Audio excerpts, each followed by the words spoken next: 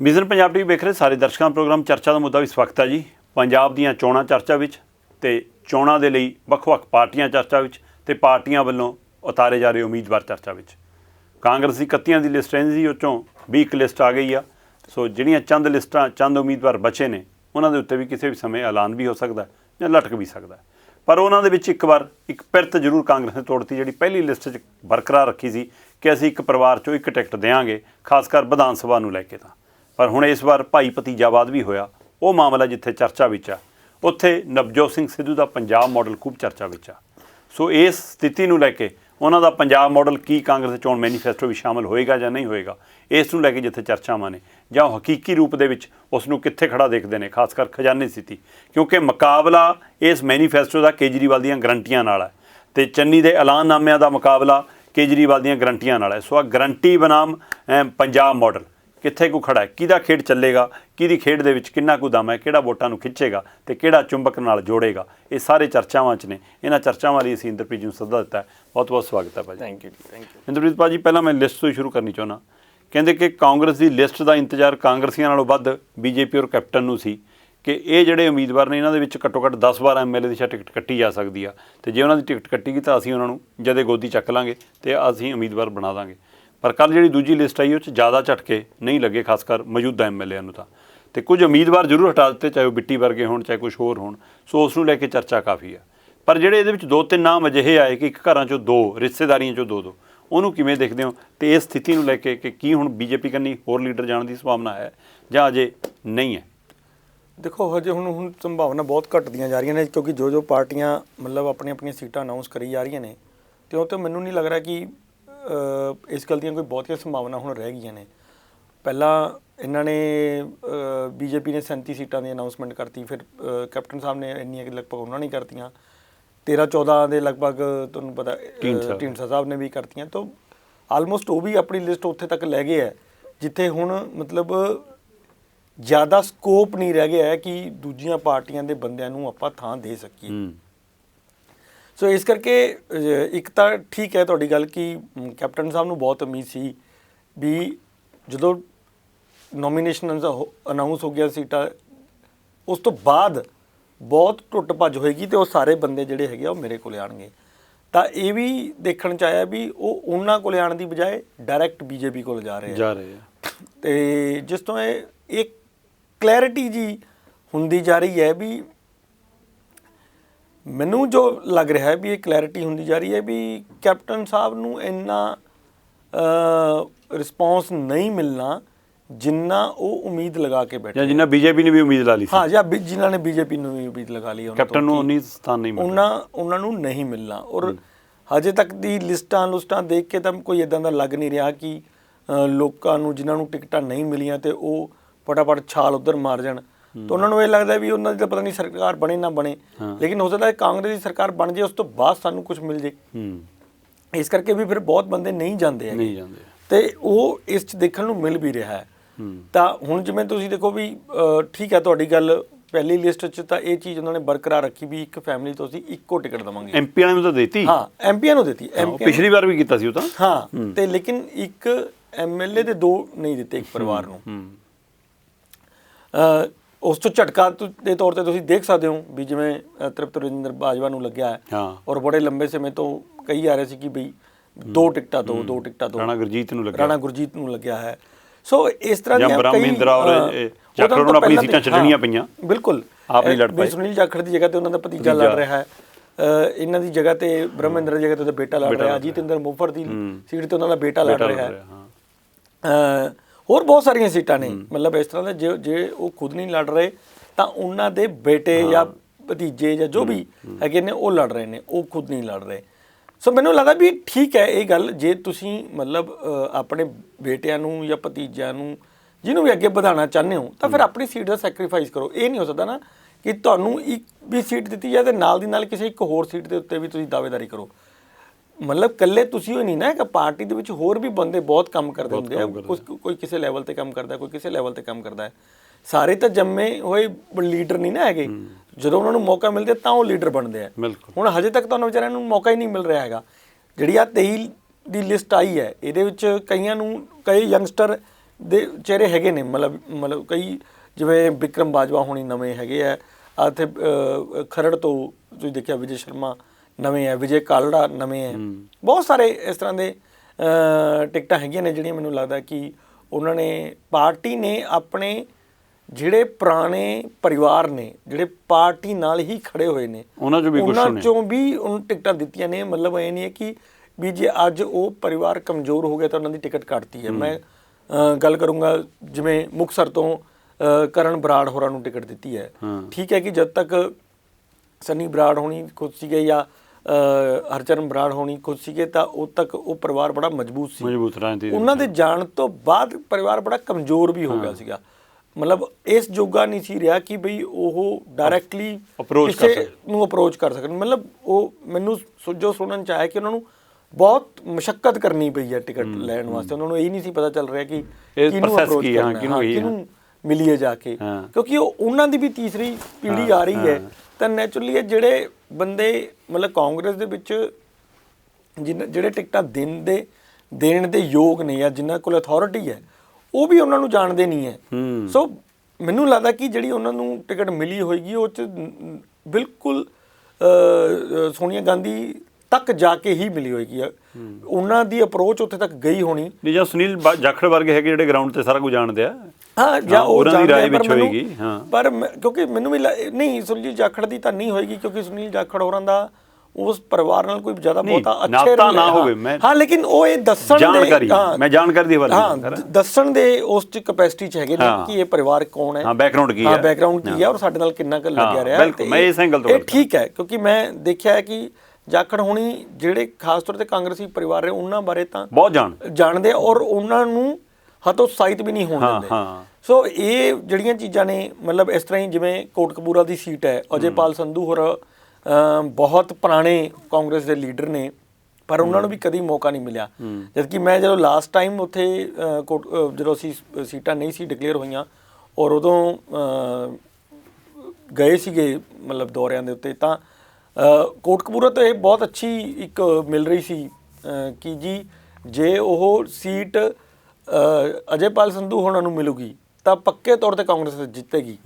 ਲੇਕਿਨ ਹਰਨਿਰਪਾਲ ਕੱਕੂ ਨੂੰ ਮਿਲੀ ਫਿਰ ਨਹੀਂ ਕਿਉਂਕਿ ਇੱਕ ਤਾਂ ਉਹ ਬਾਹਰੋਂ ਆ ਕੇ ਗਏ ਮੁਕਤਸਰ ਤੋਂ ਫੈਮਿਲੀ ਇੱਥੇ ਸ਼ਿਫਟ ਹੋਈ ਤਾਂ ਇਸ ਕਰਕੇ ਲੱਗ ਰਿਹਾ ਸੀ ਕਿ ਉਹਨਾਂ ਨੂੰ ਨਹੀਂ ਮਿਲੇਗੀ।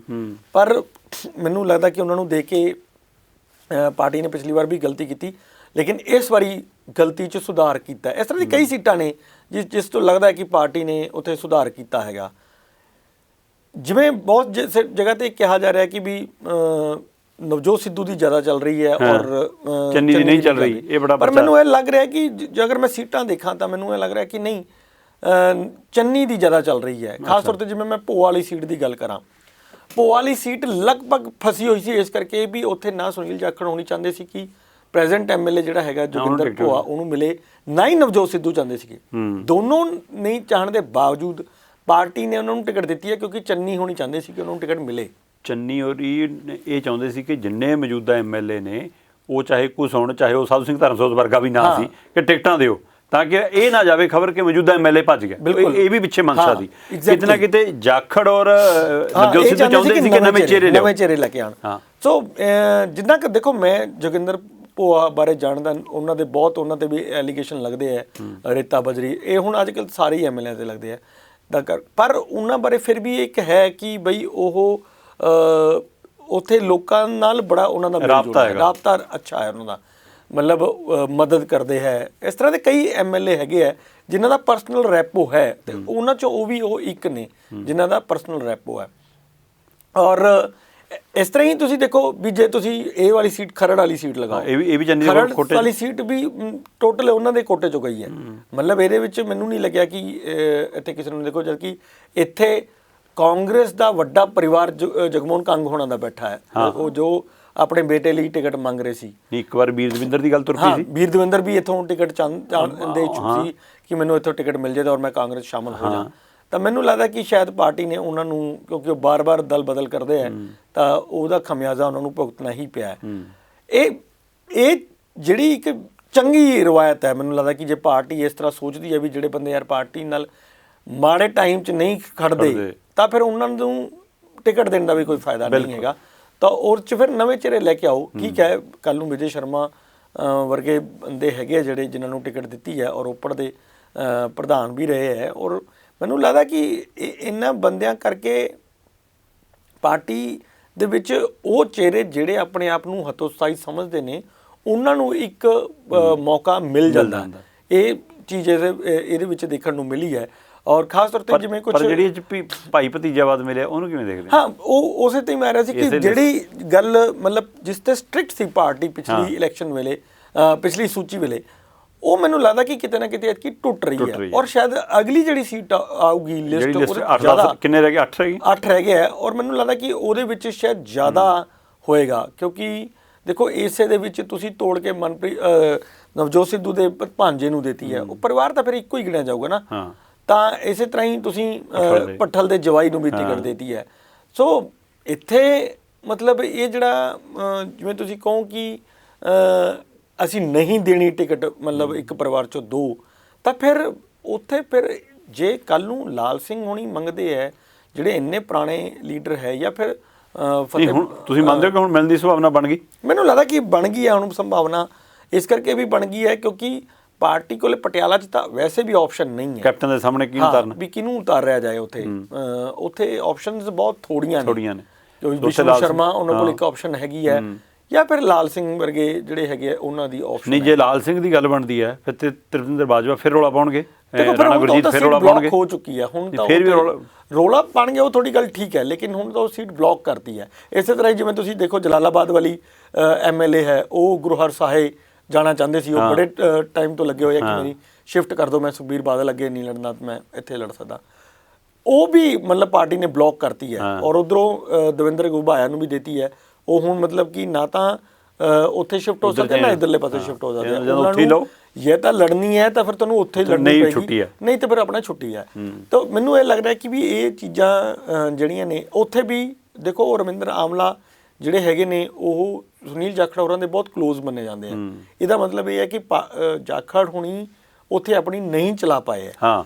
ਉੱਥੇ ਮਤਲਬ ਜਿਹੜੇ ਕਿ ਲੱਗ ਰਿਹਾ ਸੀਗਾ ਕਿ ਉਹ ਦਵਾ ਲੈਣਗੇ ਟਿਕਟ ਇੱਦਾਂ ਇੱਕ ਅੱਧ ਬੰਦੇ ਨੂੰ ਤਾਂ ਇੱਦਾਂ, ਔਰ ਉਹਨਾਂ ਲਈ ਅੱਛਾ ਵੀ ਸੀ।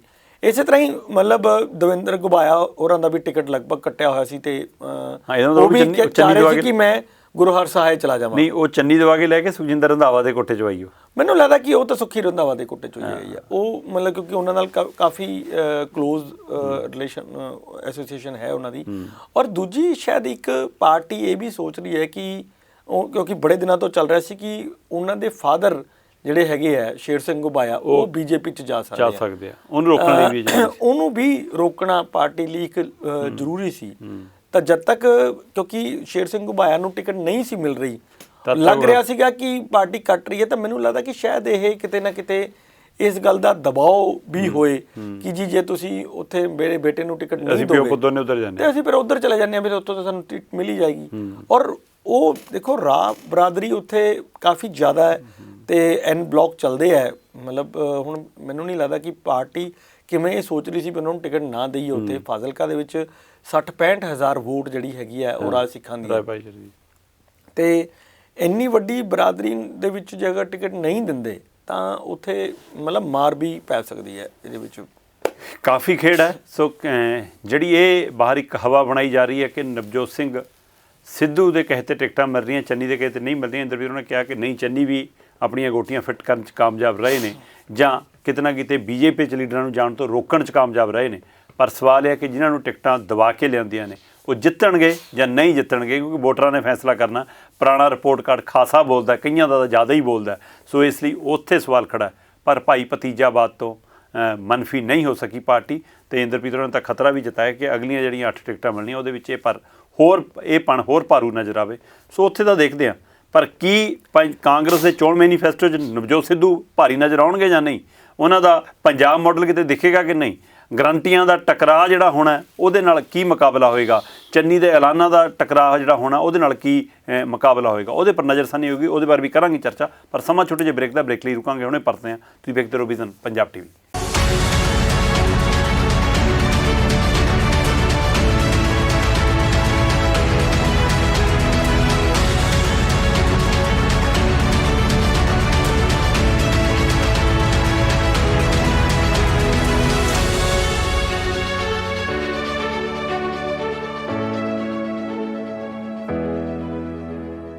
ਵਿਜ਼ਨ ਪੰਜਾਬ ਟੀਵੀ ਵੇਖ ਰਹੇ ਸਾਰੇ ਦਰਸ਼ਕਾਂ ਪ੍ਰੋਗਰਾਮ ਚਰਚਾ ਦਾ ਮੁੱਦਾ 'ਚ ਇੱਕ ਵਾਰ ਫਿਰ ਸਵਾਗਤ ਹੈ ਜੀ। ਮੁੱਦੇ ਪੰਜਾਬ ਦੇ ਇਸ ਚੋਣਾਂ ਦੇ ਵਿੱਚ ਫਿਲਹਾਲ ਚਿਹਰਿਆਂ ਦੀ ਗੱਲ ਹੋ ਰਹੀ ਹੈ, ਪਾਰਟੀਆਂ ਦੀ ਗੱਲ ਹੋ ਰਹੀ ਹੈ, ਪਾਰਟੀ ਬਦਲਣ ਦੀ ਗੱਲ ਹੋ ਰਹੀ ਹੈ, ਦਲ ਬਦਲੂ ਉਮੀਦਵਾਰਾਂ ਦੀ ਗੱਲ ਹੋ ਰਹੀ ਹੈ, ਪਰ ਮੁੱਦਿਆਂ ਦੀ ਨਹੀਂ ਹੁੰਦੀ। ਤੇ ਨਵਜੋਤ ਸਿੰਘ ਸਿੱਧੂ ਕਹਿੰਦੇ ਮੈਂ ਤਾਂ ਗੱਲ ਹੀ ਮੁੱਦਿਆਂ ਦੀ ਕਰਦਾ। ਨਵਜੋਤ ਸਿੰਘ ਸਿੱਧੂ, ਮੇਰਾ ਪੰਜਾਬ ਮਾਡਲ ਮੈਂ ਲਾਗੂ ਕਰਾਂਗਾ, ਮੈਨੂੰ ਮੌਕਾ ਦੇ ਦਿਓ, ਮੈਂ ਖਾਤਿਆਂ 'ਚ ਪੈਸੇ ਪਾਵਾਂਗਾ, ਮੈਂ ਸਕੂਟਰੀ ਦੀ ਕਿੱਕ ਮਾਰ ਕੇ ਦੇਵਾਂਗਾ, ਮੈਂ ਸਿਲੰਡਰ ਫੜਾ ਕੇ ਜਾਵਾਂਗਾ। ਨਵਜੋਤ ਸਿੰਘ ਸਿੱਧੂ ਦੇ ਐਲਾਨ ਕਿ ਉਹੋ ਜਿਹੇ ਐਲਾਨ ਨੇ ਜਿਹੀਆਂ ਗਰੰਟੀਆਂ ਕੇਜਰੀਵਾਲ ਆ ਕੇ ਦਿੰਦੇ ਨੇ, ਦਿੱਲੀ में किया जहाँ करेंगे 2000 देंगे, ये सारे ऐलान होए जे ने। तो ਜਾਂ ਚੰਨੀ ਦੇ ਐਲਾਨਨਾਮੇ, ਚੰਨੀ ਦੇ ਐਲਾਨਨਾਮੇ ਤੇ ਸਿੱਧੂ ਦੇ ਐਲਾਨਨਾਮੇ ਕੀ ਪਹਿਲਾਂ ਪਾਰਟੀ 'ਚ ਟਕਰਾ, ਉਸ ਤੋਂ ਜੇਕਰ ਮੈਨੀਫੈਸਟੋ ਦਾ ਹਿੱਸਾ ਬਣ ਗਏ ਫਿਰ ਕੀ ਕੇਜਰੀਵਾਲ ਨਾਲ ਟਕਰਾ, ਕਿਵੇਂ ਦੇਖਦੇ ਹੋ ਸਾਰੇ ਨੂੰ? ਦੇਖੋ ਮੈਨੂੰ ਨਾ ਜਦ ਤੱਕ ਮੈਂ ਤੁਹਾਨੂੰ ਸ਼ਾਇਦ ਇੱਕ ਪਹਿਲਾਂ ਵੀ ਤੁਹਾਡੇ ਇਸ ਪ੍ਰੋਗਰਾਮ 'ਚ ਮੈਂ ਇੱਕ ਵਾਰੀ ਕਿਹਾ ਸੀਗਾ ਕਿ ਹਜੇ ਤੱਕ ਮੈਨੂੰ ਇਕੱਲਾ ਨਵਜੋਤ ਸਿੱਧੂ ਲੱਗ ਰਿਹਾ ਹੈ ਜਿਹੜਾ ਸਿਰਫ ਮੁੱਦਿਆਂ ਦੀ ਗੱਲ ਕਰਦਾ ਹੈ। ਬਾਕੀ ਜਿੰਨੇ ਵੀ ਨੇ ਉਹ ਸਰ ਫ੍ਰੀ ਬੀਜ਼ ਦੀ ਗੱਲ ਕਰਦੇ ਆ, ਮੁਫਤਬਾਜੀ, ਇਹ ਉਹ ਲਿਫਾਫੇਬਾਜੀ ਦੇਗਾ, ਕੋਈ 2500 ਰੁਪਏ ਦੇ ਦੇਗਾ। ਤੇ ਉਹਦੇ ਵਿੱਚ ਕੱਲਾ ਸਿੱਧੂ ਹਜੇ ਤੱਕ ਨਜ਼ਰ ਆ ਰਿਹਾ ਸੀ, ਪਰ ਜਿੱਦਣ ਇਹਨਾਂ ਨੇ ਵੀ ਉਹੀ ਮੈਨੂੰ ਲੱਗਦਾ ਕਿ ਸ਼ਾਇਦ ਉਹਨੂੰ ਵੀ ਇਹ ਲੱਗ ਗਿਆ ਵੀ ਮੇਰੇ ਮੁੱਦੇ ਚੱਲ ਨਹੀਂ ਰਹੇ ਜਾਂ ਮੇਰੇ ਮੁੱਦਿਆਂ ਤੇ ਕੋਈ ਨਜ਼ਰ ਟਿਕਾ ਨਹੀਂ ਰਿਹਾ, ਲੋਕਾਂ ਦਾ ਰੁਝਾਨ ਉਸ ਮੁਫਤ ਵਾਲੇ ਪਾਸੇ ਹੀ ਜ਼ਿਆਦਾ ਹੈ। ਤਾਂ ਉਹਨੇ ਉਹ ਤੋਂ ਵੀ ਅੱਗੇ ਦੀ ਗੱਲ ਕਰਤੀ, ਉਹ ਜਾਂ ਤਾਂ ਹੁਣ ਉਸ ਤੋਂ ਵੀ ਅੱਗੇ ਦੀ ਗੱਲ ਕਰਨ ਲੱਗ ਗਿਆ ਜਾਂ ਸੇਮ ਹੀ ਉਹਦੇ ਨਾਲ ਦੀ ਹੀ ਪੈਰਲਰ ਆਪਣੇ ਚਲਾ ਲਈ। ਸੋ ਮੈਨੂੰ ਇਹ ਲੱਗ ਰਿਹਾ ਕਿ ਜਿਹੜੀ ਮੁੱਦਿਆਂ ਵਾਲੀ ਗੱਲ ਹੈਗੀ ਹੈ ਉਹ ਤਾਂ ਜਦ ਤੱਕ ਇਲੈਕਸ਼ਨ ਤੱਕ ਪਹੁੰਚਣਾ ਆਪਾਂ ਨੇ ਉਹ ਤਾਂ ਵੈਸੇ ਹੀ ਰੋਲ ਜਾਣੇ ਨੇ, ਮੁੱਦੇ ਦੇ ਉੱਤੇ ਕੋਈ ਗੱਲ ਹੀ ਨਹੀਂ ਹੋਣੀ। ਆਲਦੋ ਕਿ ਜਿੰਨੇ ਉਹ ਇੱਕ ਮੈਨੂੰ ਇਹ ਵੀ ਥੋੜ੍ਹਾ ਜਿਹਾ ਆਭਾਸ ਹੁੰਦਾ ਜਦੋਂ ਮੈਂ ਉਹਦਾ ਬਹੁਤ ਸੁਣਦਾ, ਮਤਲਬ ਕਿ ਜਦੋਂ ਬੋਲਦੇ ਆ ਕਿ ਆਹ ਕਰੂੰਗਾ, ਫਿਰ ਜਦੋਂ ਕੋਈ ਸਵਾਲ ਕਰਦਾ ਵੀ ਪੈਸਾ ਕਿੱਥੋਂ ਆਏਗਾ ਤਾਂ ਉਹ ਇੱਕੋ ਹੀ ਗੱਲ ਬੋਲਦੇ ਹੁੰਦੇ ਆ ਕਿ ਉਹਦੀ ਕਾਰਪੋਰੇਸ਼ਨ ਬਣਾ ਦੂੰਗਾ, ਸ਼ਰਾਬ ਵਾਲੀ ਕਾਰਪੋਰੇਸ਼ਨ ਜਦੋਂ ਦੀ ਗੱਲ ਕਰਦੇ ਆ ਤਾਂ ਉਹ ਉਦਾਹਰਣ ਦੇ ਦਿੰਦੇ ਆ ਤਮਿਲਨਾਡੂ ਦੀ, ਕਿ ਜੋ ਉੱਥੇ 29,000 ਕਰੋੜ ਰੁਪਏ ਦੀ ਇਨਕਮ ਹੈ। ਜਦੋਂ ਉਹ ਬਾਰ-ਬਾਰ ਇਹ ਬੋਲ ਰਹੇ ਸੀ ਤਾਂ ਇੱਕ ਦਿਨ ਮੈਂ ਸੋਚਿਆ ਕਿ ਯਾਰ ਚੈੱਕ ਤਾਂ ਕੀਤਾ ਜਾਏ ਵੀ ਉੱਥੇ 29,000 ਕਰੋੜ ਰੁਪਏ ਦੀ ਇਨਕਮ ਕਿਵੇਂ ਹੈ।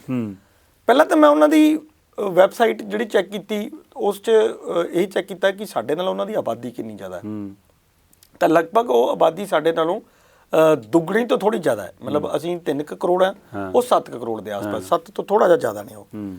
ਦੂਸਰਾ ਜਿਹੜੀ ਉਹ ਗੱਲ ਕਰ ਰਹੇ ਸੀ ਵੀ ਉੱਥੇ 29,000 ਕਰੋੜ ਰੁਪਏ ਦੀ ਸ਼ਰਾਬ ਹੈ ਤੋਂ ਇਨਕਮ ਹੈ, ਉਹ ਇਨਕਮ ਨਹੀਂ ਹੈ, ਉਹ ਰੈਵਨਿਊ ਹੈ ਟੋਟਲ। ਅਸਲ 'ਚ ਕੀ ਹੈ ਕਿ ਉੱਥੇ ਕਿਉਂਕਿ ਸਰਕਾਰ ਦੀ ਕਾਰਪੋਰੇਸ਼ਨ ਹੈ ਤਾਂ ਕਿੰਨੀ ਸ਼ਰਾਬ ਦੀ ਸੇਲ ਹੋਈ ਉਹਦਾ ਰਿਕਾਰਡ ਹੈ, ਉਹ 29,000 ਕਰੋੜ। ਪ੍ਰੋਫਿਟ ਕਿੰਨਾ ਹੈ ਉਹ ਵੱਖਰਾ ਹੈ, ਜਿਹੜਾ ਉਹਨਾਂ ਦਾ ਪ੍ਰੋਫਿਟ ਉਹ ਕੱਢ ਕੇ ਪਿਛਲਾ ਉਹ ਦਿਖਾਇਆ, ਮਤਲਬ ਜੋ ਲਾਸਟ ਉਹ ਦਿਖਾਇਆ ਬਜਟ ਦੇ ਵਿੱਚ, ਮਤਲਬ ਜਿਹੜੇ ਉਹਨਾਂ ਨੇ ਕਿਹਾ ਵੀ ਸਾਨੂੰ ਇੰਨਾ ਆਊਗਾ ਤਾਂ ਉਹ ਮੈਂ ਦੇਖਿਆ 8200 ਕਰੋੜ ਰੁਪਏ ਦਾ, ਤਾਂ 7000 ਕਰੋੜ ਤਾਂ ਸਾਡਾ ਵੀ ਹੈ। ਯਾਨੀ ਅਸੀਂ 3 ਕਰੋੜ ਲੋਕਾਂ ਨੂੰ ਸ਼ਰਾਬ ਪਿਲਾ ਕੇ 7000 ਕਰੋੜ ਕਮਾ ਰਹੇ ਹਾਂ, ਉਹ 29,000 ਕਰੋੜ ਦੀ ਸੇਲ ਕਰਕੇ 8200 ਕਰੋੜ ਰੁਪਏ ਕਮਾ ਰਹੇ, ਯਾਨੀ ਕਿ 30% ਦੇ ਆਸ-ਪਾਸ ਉਹ ਆਪਣਾ ਰੈਵਨਿਊ ਉਸ 'ਚੋਂ ਕੱਢ ਰਹੇ ਹੈ। ਤਾਂ ਮੈਨੂੰ ਲੱਗਿਆ ਵੀ ਫਿਰ ਤਾਂ ਯਾਰ ਜੇ ਅਸੀਂ 7 ਕਰੋੜ ਮਤਲਬ ਜਿਹੜੀ ਕਰੋੜ ਦੀ ਆਬਾਦੀ ਤੋਂ ਇੱਕ ਬੰਦਾ 8200 ਕਰੋੜ ਕਮਾ ਰਿਹਾ, ਅਸੀਂ ਉਸ ਤੋਂ ਅੱਧੀ ਆਬਾਦੀ 'ਚੋਂ 7000 ਕਰੋੜ ਕਮਾ ਰਹੇ, ਤਾਂ ਫਿਰ ਫਰਕ ਤਾਂ ਸਿਰਫ 1200 ਕਰੋੜ ਰੁਪਏ ਦਾ। ਤਾਂ ਫਿਰ ਤਾਂ ਕੋਈ ਗੈਪ ਬਹੁਤ ਜ਼ਿਆਦਾ ਹੈ ਹੀ ਨਹੀਂ। ਫਿਰ ਇਹ ਇੰਨਾ ਜ਼ਿਆਦਾ ਲੋਕਾਂ ਨੂੰ ਮਤਲਬ ਗੁੰਮਰਾਹ ਕਿਉਂ ਕਰਦੇ ਆ? ਕੀ ਇਹਨਾਂ ਨੇ ਖੁਦ ਨੇ ਇਹ ਸਟੱਡੀ ਨਹੀਂ ਕੀਤੀ ਹੋਈ ਜਾਂ ਇਹ ਚੀਜ਼ ਦਿਖਾਉਣ ਦੇ ਉੱਤੇ ਬਹੁਤ ਉਹ ਹੈ?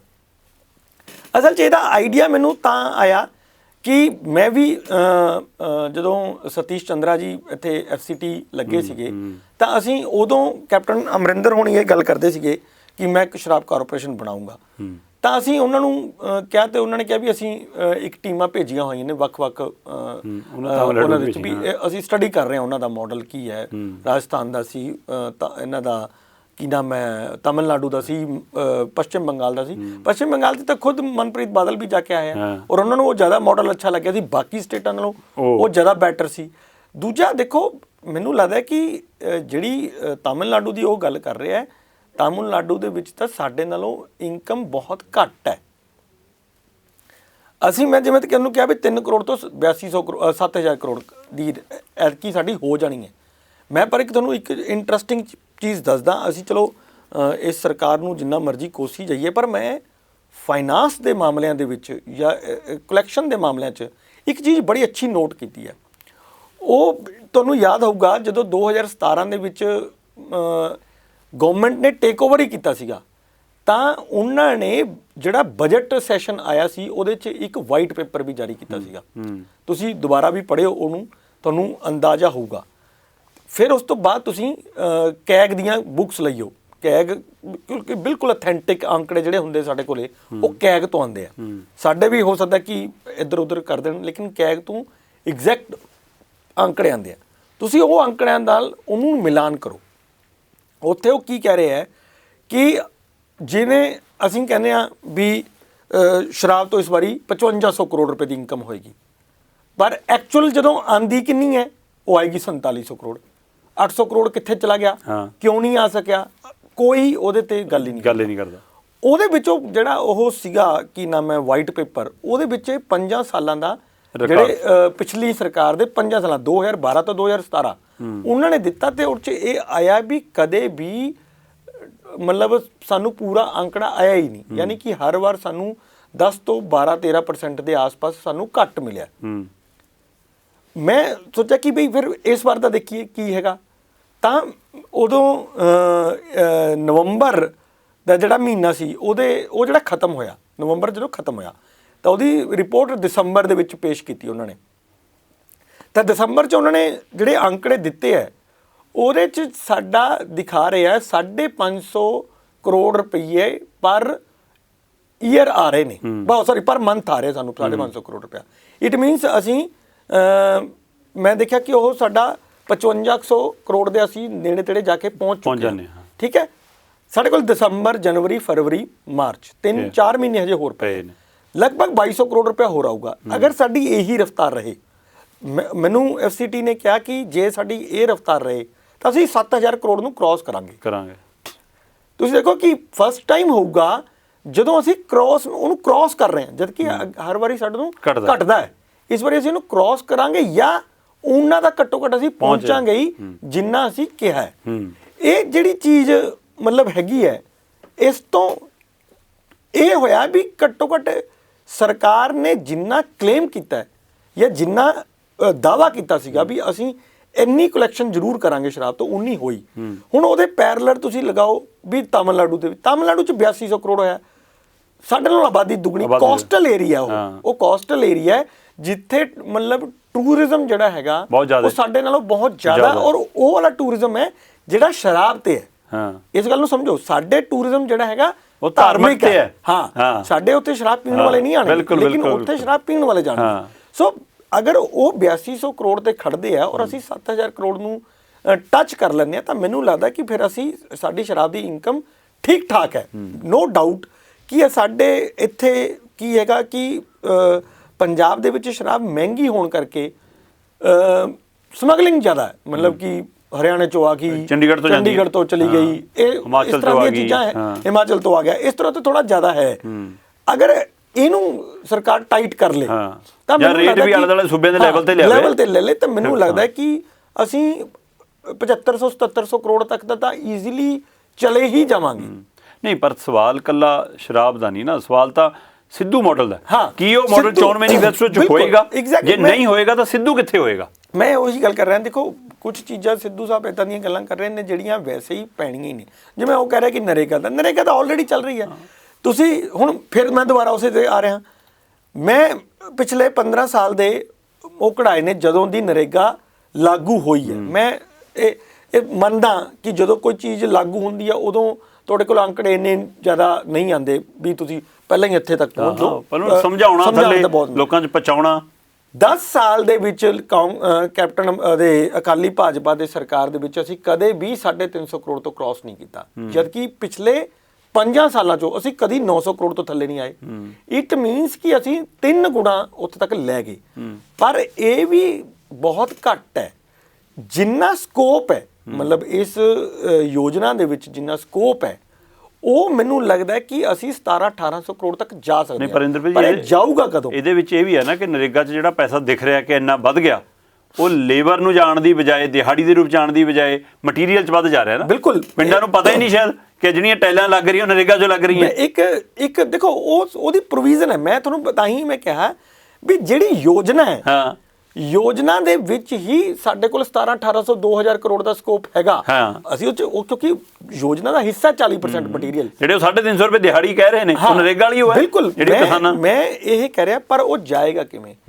ਜਾਏਗਾ ਉਦੋਂ ਜਦੋਂ ਮੈਂ ਇਹ ਗੱਲ ਲੋਕਾਂ ਨੂੰ ਸਮਝਾਊਂਗਾ।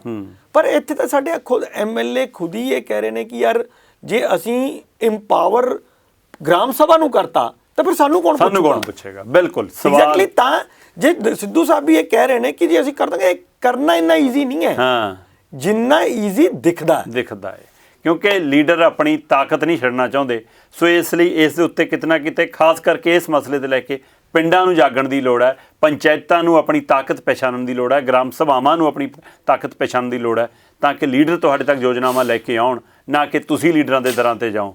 ਪਰ ਸਾਰੀਆਂ ਪਾਰਟੀਆਂ ਦੇ ਚੋਣ ਮੈਨੀਫੈਸਟੋ ਲੋਕ ਲਵਾਉਣੇ ਬਣਦੇ ਜਾ ਰਹੇ ਨੇ, ਵਾਅਦੇ ਹਵਾਈ ਬਣਦੇ ਜਾ ਰਹੇ ਨੇ, ਨਾਅਰਿਆਂ ਦੇ ਰੂਪ ਦੇ ਵਿੱਚ ਚੋਣ ਐਲਾਨਨਾਮੇ ਆ ਰਹੇ ਨੇ।